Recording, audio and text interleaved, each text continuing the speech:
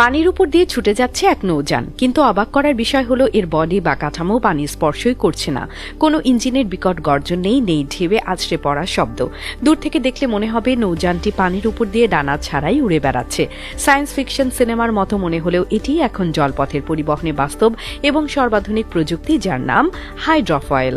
নদীমাতৃক দেশ হিসেবে আমাদের দেশের লঞ্চ বা স্টিমারের সাথে আমরা সবাই পরিচিত, কিন্তু সাধারণ নৌযান যখন চলে তখন সেটি পানির ঠেলে বা ঢেউ তৈরি করে এগোয়। এতে প্রচুর জ্বালানি খরচ হয় এবং পানির সাথে ঘর্ষণের ফলে গতিও কমে যায়। ঠিক এই সমস্যাটির সমাধান নিয়ে এসেছে হাইড্রোফয়েল প্রযুক্তি। এটি এমন এক প্রযুক্তি যেখানে নৌযানের নিচে ডানার মতো কিছু ধাতব পাত বা ফয়েল থাকে। যখন নৌযানটি গতি পায় তখন এই ডানাগুলো লিফট তৈরি করে পুরো জাহাজটিকে পানির উপর তুলে ধরে। ফলে ঘর্ষণ কমে যায় ৮০% পর্যন্ত, আর নৌযানটি আক্ষরিক অর্থেই পানির উপর দিয়ে উঠতে থাকে। অনেকেই মনে করতে পারেন এটি একদম নতুন কোনো আবিষ্কার, কিন্তু মজার ব্যাপার হলো এই প্রযুক্তির ধারণা জন্ম নিয়েছিল 1870-এর দশকে। 1869 সালে ফরাসি উদ্ভাবক ইমানুয়েল ডেনি ফার্কো প্রথম এই ধরনের নৌযানের নকশা করেছিলেন।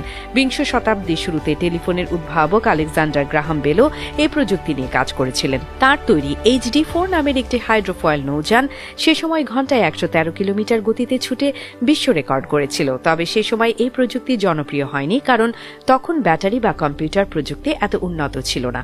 আজ আধুনিক ব্যাটারি, হালকা ও মজবুত কার্বন ফাইবার এবং সেন্সরের কল্যাণে হাইড্রোফয়েল আবার ফিরে এসেছে এক নতুন রূপে।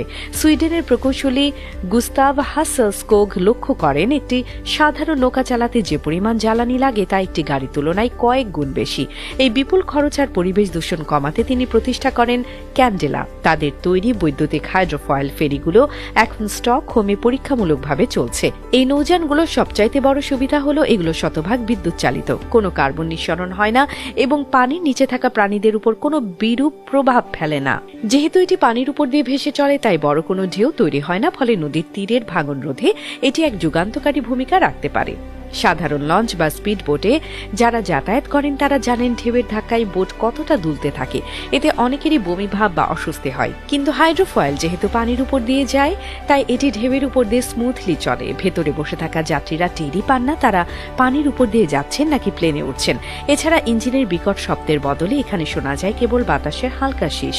বর্তমানে ভারত, যুক্তরাষ্ট্র, সৌদি আরব এবং মালদ্বীপের মতো দেশগুলো এই প্রযুক্তি ব্যবহারের উদ্যোগ নিয়েছে, তবে এর কিছু সীমাবদ্ধতাও আছে।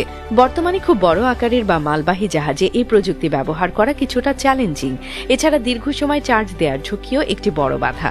তবে প্রযুক্তির উন্নতির সাথে সাথে এই বাধাগুলো অচিরেই কেটে যাবে বলে আশা করা হচ্ছে। জলবায়ু পরিবর্তনের এই যুগে যখন কার্বন নিঃসরণ কমানো